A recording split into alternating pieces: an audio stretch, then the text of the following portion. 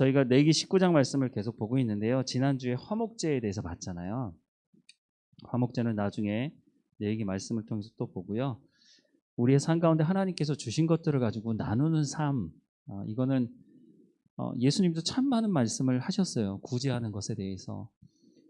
예수님이 뭐 제자들을 데리고 다니면서 그렇다고 해서 예수님 뭐 엄청난 부자의 돈을 많이 가지고 다니시거나 그러지는 않았어요. 물론 이제 여러 사람이 움직이다 보니까 회계가 있었죠. 회계.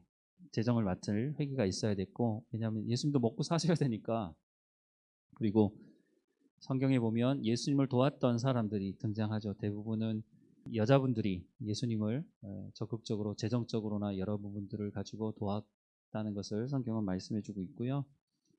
어쨌든 예수님이 사역을 하실 때마다 가는 곳마다 병자를 고치시는 것도, 또 많은 것들을 함께 나누고 함께 먹고, 그런 모든 것들도 예수님께서 구제하고 섬기는 부분에 대해서 먼저 본을 보여주셨고, 그렇게 하라고. 그래서 이제 밥상 공동체라는 말을 가끔 사용합니다. 우리가 밥 한 끼 먹는 게 뭐 대단한 건가 이렇게 생각할지 모르지만, 사실은 내가 다른 사람과 함께 밥을 먹는다는 게 쉬운 문제는 아니거든요. 직장인들이 가장 지키지 못하는 약속 중에 하나가 언제 밥 한번 먹자 이런 얘기 하잖아요. 안 먹겠다는 거죠. 지금 먹어야 되는데 미루다 이렇게 1년 가고 2년 가고, 저도 뭐 그런 적이 있는데, 하지만 함께 밥상에서 함께 밥을 먹는 거, 그걸 뭐라고 하죠? 식구라고 표현하기도 하죠. 우리가 뭐 한 핏줄이라서 한 가정 안에 있어서 식구라고 얘기도 하지만, 밥을 먹고 함께 나누는 삶이 그만큼 중요하다는 것을 사실 우리 민족도 그걸 너무 잘 알고 있는 거죠. 우리만 알고 있는 게 아니라 사실 사람이라면 모든 사람들이 그렇게 가질 수 있는 생각들이고, 예수님도 하나님의 자녀가 된 사람들에게 이 구제에 대해서 참 많이 강조하고 있는 모습을 보게 됩니다. 히브리서 말씀에 보면 하나님이 기뻐하시는 제사가 있다고 말씀하고 있는데요. 하나님이 기뻐하시는 제사는 구제라고 말씀을 하고 있습니다. 얼마나 많이 나눠야 되느냐, 뭐 어떤 기준이 있겠습니까마는, 하나님께서 내 가운데 주신 것들을 가지고 충분히 나누는 삶을 그리스도인들이 먼저 실천하지 않으면, 우리가 간혹 가다가 뭐 장학금으로 기부하는 분들, 또 해외에서 엄청나게 많은 액수의 기부를 하는 사람들, 거기 따라가다가 가랭이 찢어질지 모르겠지만, 근데 그 사람들은요, 대부분 오랫동안 기독교 문화 속에서 살아왔기 때문에 기부하는 것을 어렸을 때부터 그거를 생활화하거든요. 무조건 내 자녀에게 모든 것을 다 물려준다, 수단과 방법을 가리지 않고, 요즘 뭐 우리가 볼 수 있는 부분이잖아요. 대기업을 특별히 더 많이 가진 사람들이 어떻게 해서든지 세금 더 내고 어떻게 해서든지 내 자녀에게 모든 것을 물려주려고 하지, 기부하려고 생각을 잘 하지 않습니다. 이제 기껏해야 우리 기독교가 들어온 지 100여 년이 넘었는데, 글쎄 그 100여 년 동안 정말로 성경적인 이 가르침에 대해서 얼마나 집중하고 얼마나 가르쳤는가. 사실 100년도 뭐 적은 시간은 아니죠. 성경에서 말씀하시는 하나님의 그 말씀의 가르침을 제대로 해왔는가 하는 생각을 다시 한번 좀 해볼 필요가 있다는 생각이 듭니다. 예수님께서도 말씀하시지만, 구약에 우리가 레위기의 그 핵심인 19장에 이런 것이 거룩이다라고 말씀하는, 첫 번째는 가정의 부모와 자녀의 관계를 얘기했고, 그 관계를 통해서 우리가 안식일에, 지금 우리로 얘기하자면 주일에 하나님 앞에 온전함으로 하나님을 사랑함으로 예배하는 그것이 거룩이라고요. 주일을 지키는 게 거룩이라고요. 어쩌면 너무 당연하게 생각하고, 뭐 주일 됐으니까 나 그냥 예배 자리 가는 거지 이렇게 생각하고 다니는지 모르지만, 주일이 돼서 내가 하나님 앞에 하나님의 자녀로 예배한다는 것 자체가 뭐라고요? 그것이 거룩이라고 말씀하고 있는 거예요. 우리 주변에도 보세요. 여러 가지에 대해서 얘기하실 수도 있겠지만, 가난교인이라고 하잖아요. 가난교회. 가난교회 아십니까? 네. 가난교회의 성도가 어느 정도 되는지 아십니까? 요즘 예전에 통계를 보니까 한 20만 명? 20만 정도 들어가는 교인이 있는 교회면 어마어마하게, 아마 전 세계에서 가장 크지 않을까요? 거꾸로 하면 뭡니까? 안 나가 교회죠. 안 나가 교회. 내가 예수는 믿지만 교회는 안 나간다는 거예요. 글쎄요, 저는 잘 모르겠습니다. 예수는 믿지만 교회를 안 나간다? 저는 성경에 대해서 정말 잘못 알고 있는 거라고 생각합니다. 교회는 예수님을 머리로 삼고 그 몸을 교회라고 말씀하고 있는데 예수 그리스도를 머리로 삼는 사람이 몸을 인정하지 않는다? 그건 잘못된 것이죠. 물론 잘못된 가르침을 통해서 교회가 사회로부터 지탄받고 손가락질 당하는 부분이 있습니다. 그건 고쳐야 되죠. 교회 안에서 더 사랑해야 되라고 하나님 말씀하시지만 그렇지 않고 싸우고, 고린도 교회도 그런 부분이 있었다고 말씀을 드렸잖아요. 파가 나뉘어져서 그리스도파, 바울파, 베드로파 뭐 살벌했거든요. 그러니까 고린도 전서를 쓰면서 가장 먼저 사도 바울이 언급하는 것이 이 파에 대한 부분이거든요. 너희가 어떻게 나눌 수 있느냐는 거죠. 나는 심었고 아볼로는 물을 주었고 자라게 하시는 분은 하나님이시다. 내가 언제 내 바울파를 만들려고 했느냐. 그리고 그 고린도 전서를 쓸 때 내용을 보면 아볼로가 사도 바울과 같이 있었거든요. 아볼로가 자기 팔을 만든 적이 없어요. 그런데 자기들끼리 그냥 팔을 만들어 가지고 서로 지지고 볶고 싸우고 교회 안에서. 그러니까 고린도전서를 쓰면서 하나님께서 우리 가운데 교회를 주셔서 한 공동체, 그래서 어디에 하나 되라고 말을 하고 있어요. 예수 그리스도가 누구인지 하나님이 누구인지 아는데 하나 되라고 말하고 있지, 무슨 운동에 열심히 해가지고 한마음 운동해가지고 그렇게 하라고 하나 되라고 말씀하고 있는 게 아니에요.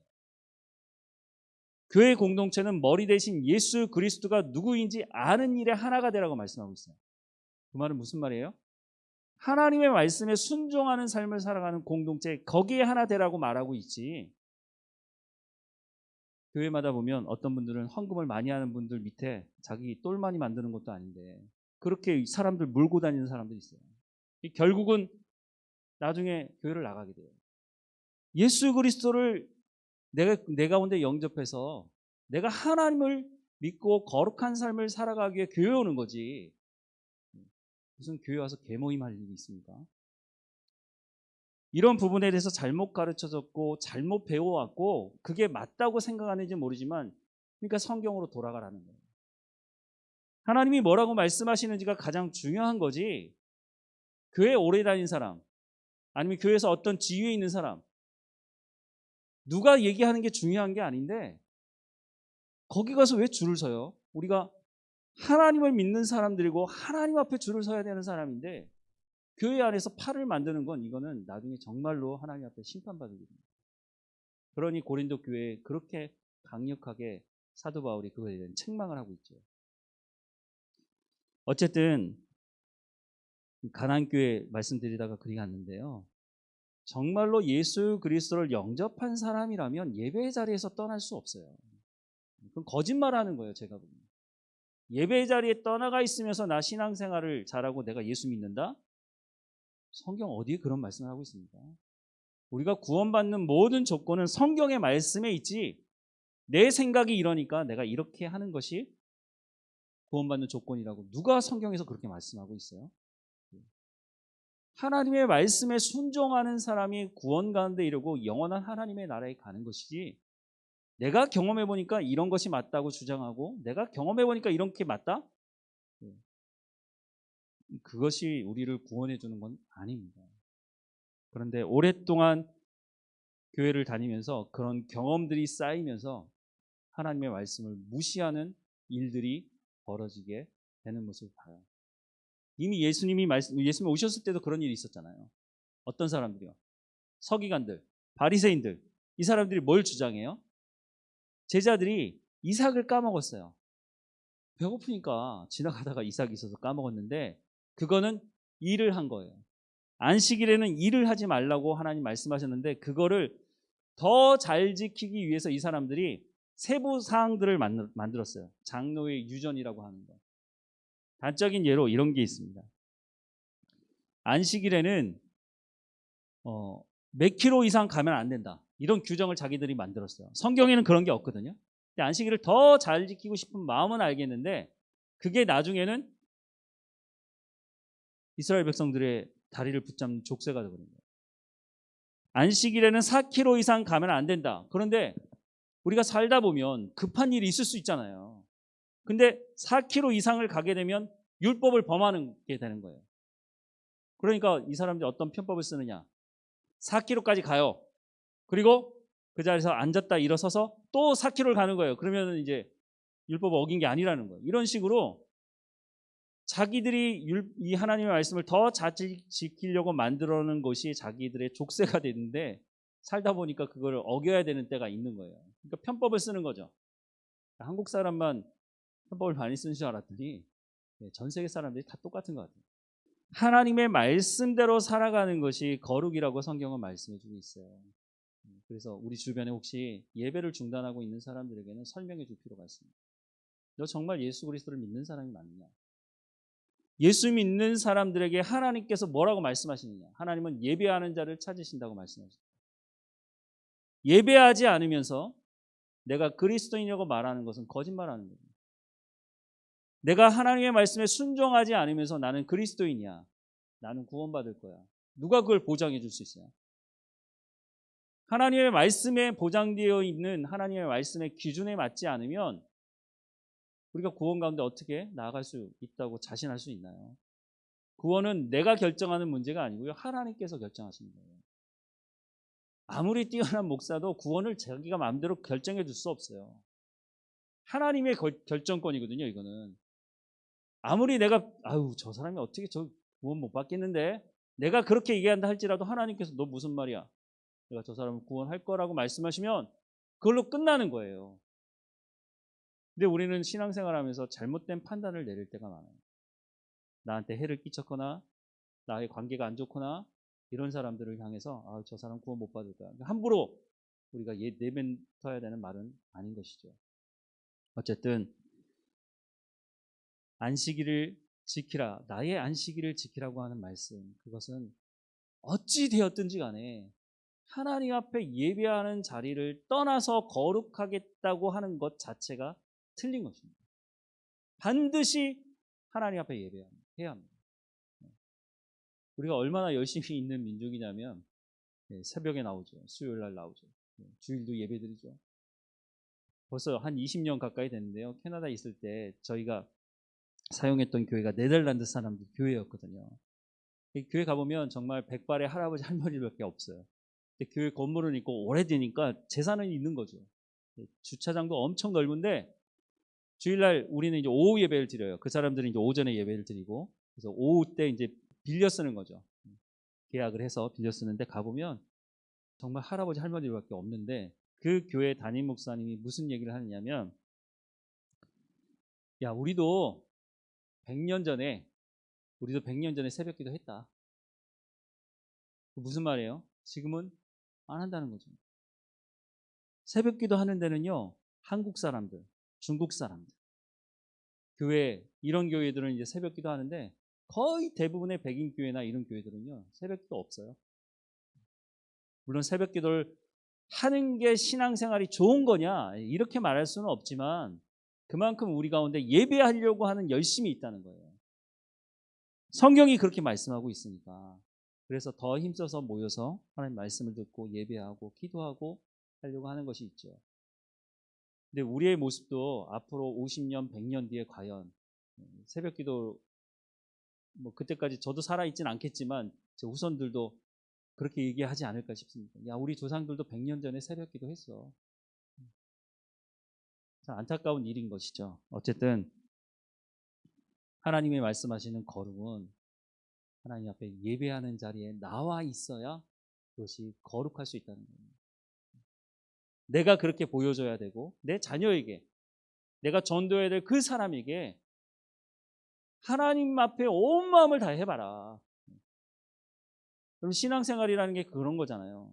성령의 충만함을 받으라는 것도 말씀드렸지만 예수님께서 제자들에게 마지막에 승천하시기 전에 성령이 임할 때까지 예루살렘을 떠나지 말고 기도하라고 말씀하시는데 그때 그 상황 자체가 예수 믿는다고 하는 것이 발각이 되면 죽을 수 있는 상황이거든요.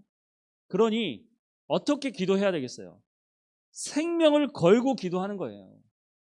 하나님 뭐 해주시든 말든지 뭐 그냥 알아서 해주십시오. 이게 아니고 성령을 주시지 않으면 하나님 내가 한 걸음도 나갈 수 없습니다. 예전에 산에 가서 소나무 뽑아 보셨습니까? 소나무 잘 안 뽑히는데 저도 한번 산기슭에서 막 해봤는데 하여튼 어쨌든 신앙생활이라고 하는 것은요, 신명기 6장에 말씀하는 것처럼 내 생명을 다하고 힘을 다하고, 이게 무슨 말이에요? 온전히 하나님께 집중하지 않으면 우리가 거룩한 삶을 살아갈 수 없다는 것이에요. 대충 요만큼 했으면 되겠지? 그렇게 해가지고는 나중에 제가 설교할 때 제목으로 삼아서 설교할 제목이 하나 있는데요. 미치면 미친다. 무슨 말인지 아십니까? 미치면 미친다. 생명을 다해서 어느 것을 하려고 하지 않으면 어느 정도 수준에 이를 수 없다는 거예요.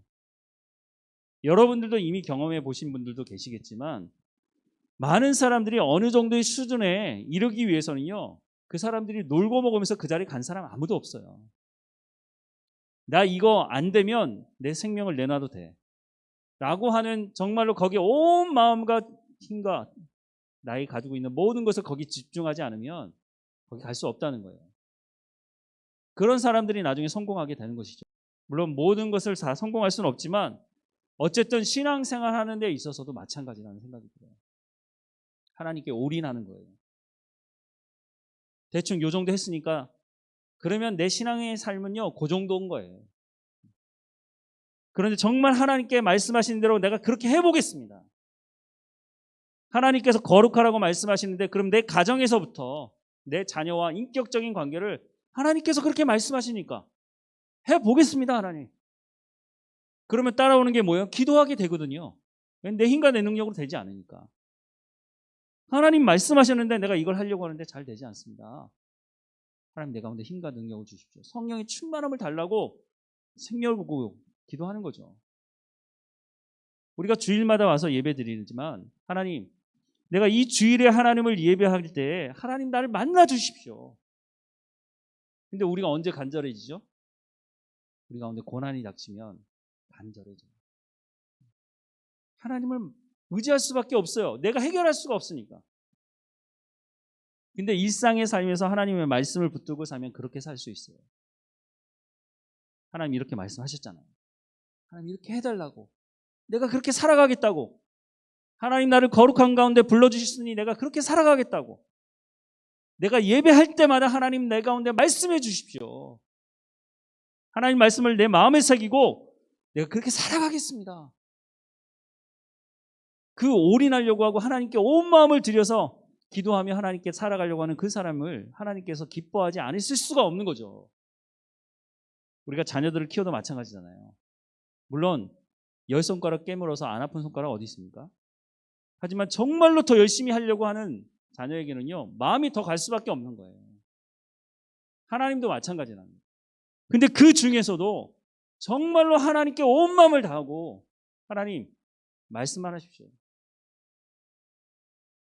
성경에 말씀하는 것처럼 예수님이 예하고 아니라고 말씀하신 적이 없다 그러잖아요. 저도 신앙생활 해오면서 그런 것 같아요. 내 시간 내야 되고 때로는 내 물질도 내야 되고 내가 여러 가지를 수고해야 되는 것이지만 누가 나에게 부탁했을 때 아닌데요, 못하는데요, 저는 그렇게 얘기해 본 적이 거의 없어요. 다 그렇게 해야 된다고 말씀드리는 건 아니에요. 하지만 하나님께 집중하고 있는 사람이라면 예수님이 말씀하는 것처럼 예수님도 마지막 순간에 얼마나 고통스러웠겠어요. 그 겟세마네에서 기도하면서 예수님도 그래서 고백하잖아요. 아, 이 잔이 좀, 이 고난의 잔이 나한테 지나갔으면 좋겠습니다. 얼마나 고통스러웠으면. 근데 마지막 결론은 뭐예요? 아버지 뜻대로 이 길을 가겠습니다. 예수님이 만약 그 자리에서 다 팽개치고 나 안 해 라고 하셨다면 우리가 이 자리에서 모여서 예배할 수도 없는 것이죠. 우리 죄의 문제가 해결되지 않는데 어떻게 우리가 하나님 앞에 나갈 수 있겠습니까? 신앙생활이라는 것이 그런 거라고 생각이 듭니다. 하나님께서 거룩에 대한 말씀을 하시고 있는데 정말 하나님께 집중하는 그 사람이, 물론 하루 이틀에 되는 문제는 아니겠지만 정말로 하나님께만 내 마음을 두겠다고 살아가는 그 사람을 하나님께서 어떻게 그 사람을 손에서 놓을 수가 있느냐. 저는 그렇게 해서 하나님께서 포기하는 사람을 본 적이 없어요. 정말 신앙생활을 잘하고 싶다면 사실 너무 쉬운 거예요. 이미 하나님께서 모든 길을 다 말씀해 주시고 있으니까. 살면 돼요. 문제는 내가 그렇게 살지 않기 때문입니다. 한 걸음 두 걸음 하나님이 인도해 달라고 하나님만 붙들고 가면요, 하나님께서 책임지십니다. 우리가 신앙생활하면서 그런 경험들이 쌓여가면서 더 믿음이 굳건해져 가는 것이죠. 우리가 언제 욥과 같은 믿음을 가질 수 있을까? 그거는 저희가 결정할 문제가 아니에요. 하나님께서 이끌어 가세요. 그럼 우리가 해야 될 건 뭐냐면 순종하는 것입니다. 그리고 말씀하시는 화목제도 마찬가지입니다. 하나님 그렇게 하라는 거예요. 물론 내가 뭐 갑자기 그냥 통장 다 끌어내가지고 그렇게 하라는 얘기가 아니에요. 하나님께서 말씀하시는 것에 대해 민감하게 우리가 받아들이고 신앙생활하면 하나님께서 사인을 주실 때가 있어요. 그렇게 하면 되는 거죠. 내 욕심대로 모든 결정은 내가 해야 돼. 그러지 않고 하나님 앞에 내려놓고 하나님께서 말씀하실 때 흘려보내려고 할 때 흘려보내는 것이죠. 그것이 바로 거룩이라고 말씀하고 있는 거예요. 우리가 얼마나 대단한 큰 부자라고 사람들을 만날 때마다 뭘 얼마나 많이 해주겠어요. 하지만 지금 내가 할 수 있는 것에 대해서 하나님 그렇게 하라는 거예요. 그것이 물질이든지 그것이 내 시간이든지 그것이 내 재능이든지 그것을 통해서 다른 사람의 생명을 살릴 수 있는 것이라면 해보라는 거예요. 왜냐하면 예수님께서 이 땅에 오셨을 때 내가 생명을 살리고 더 풍성케 하기 위해서 오셨다고 말씀하고 있습니다. 우리는 예수님을 쫓아가는 제자의 삶을 살아가는 사람들이니까 그렇게 해보는 것이죠. 그리고 너무 생색내지 마세요. 내가 말이야 뭐 했어? 주님이 알아주시면 된다고 말은 해놓고 그것도 광고 안 하면요 되게 마음 섭섭해하는 사람들도 있어요. 하나님께 집중하고 있지 않기 때문에 그래요. 우리가 서로 격려하고 알아주는 것도 중요하지만 그렇지 않다 할지라도 하나님께서 내 가운데 주신 말씀이니 나는 그렇게 살아갑니다 라고 해야 할 것입니다. 또 한 가지 말씀하는 건 이제 레위기 19장 11절과 12절 말씀입니다. 우리 같이 읽어보겠습니다. 레위기 19장 11절과 12절 같이 읽겠습니다. 너희는 도둑질하지 말며 속이지 말며 서로 거짓말하지 말며 너희는 내 이름으로 거짓 맹세함으로 내 하나님의 이름을 욕되게 하지 말라. 나는 여호와니라. 뭐 말씀하시죠? 도둑질하지 말래요. 속이지 말고 거짓말하지 말고 내 이름으로 거짓 맹세함으로 내 하나님의 이름을 욕되게 하지 말라. 우리가 옛날에 그런 적이 있는데 내가 하늘에 맹세코 이러면서 절대 그거 하지 않았다. 함부로 그렇게 할 얘기는 아니라는 것이죠. 첫 번째는 도둑질하지 말래요. 근데 여러분 어디서 들어본 말씀 아닌가요? 도둑질하지 말고 속이지 말고 거짓말하지 마라. 어디서 들어봤죠? 주일날 들어봤잖아요. 주일날. 에베소 말씀을 교회에 대해서 설명하면서 교회로 부름받은 사람들은 이런 삶을 살아야 된다고 얘기하는데 거기 보면은 에베소 4장에 에베소서에 나오는 말씀하고 똑같은 말씀이죠.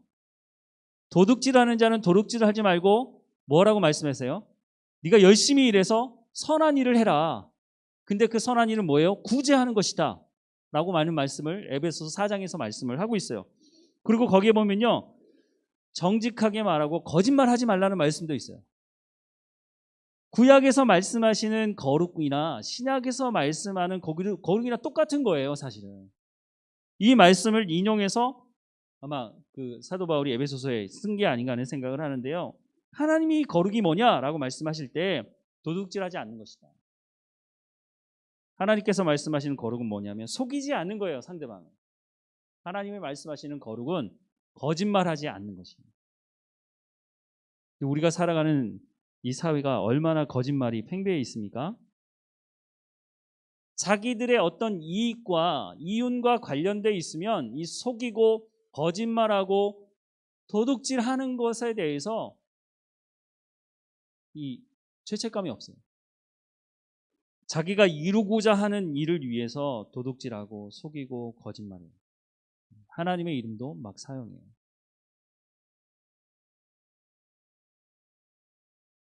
예수님의 이름도 팔아먹죠. 자기의 이익을 위해서라면. 근데 이 모습이 성경에 다 기록이 돼 있고 나와 있어요. 대표적인 사람들이 누구예요? 제자들입니다. 제자들. 예수님을 3년 동안 쫓아다녔어요. 예수님이 말씀을 가르치시고 그것을 이해 못하면 따로 불러서 또 말씀해 주시고 예수님과 함께 먹고 마시고 예수님이 기적을 일으키는 것을 자기들이 직접 보고 자기들도 예수님께서 파송해서 전도하러 나갔을 때 어떻게 했어요? 귀신을 내어 쫓고 이런 능력을 했거든요. 근데 그 제자들이 모이면 하는 게 있었어요. 뭐 했죠? 자리 싸움이에요. 자리. 누가 첫 번째냐, 두 번째냐, 세 번째냐. 늘 이렇게 싸우는 제자들의 모습을 봐요. 심지어는 예수님이 잡히시는 그날 저녁에도 자리 싸움 했다는 거 아닙니까?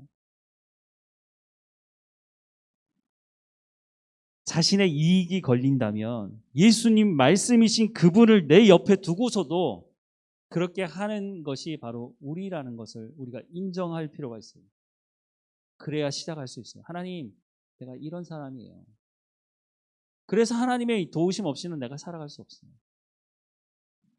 우리는 많이 가지고 있고 많이 배우면요, 우리가 대단한 사람이라고 착각해요. 하나님이 우리를 보시면서 하나님께서 어떤 모습으로 우리를 보고 계시는지에 대해서 생각을 하지 않아요.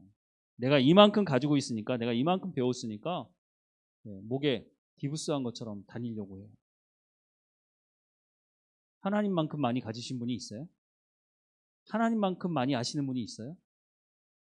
우리가 하나님 앞에 겸손하지 않으면 우리도 하나님 앞에 거룩하려고 하는 우리도 도둑질하고 속이고 거짓말하고 이것이 반복이 되면 양심에 화인 맞았다고 하는 사람들처럼 이거는 문제가 되지 않아. 아니, 뭐라고 얘기하죠?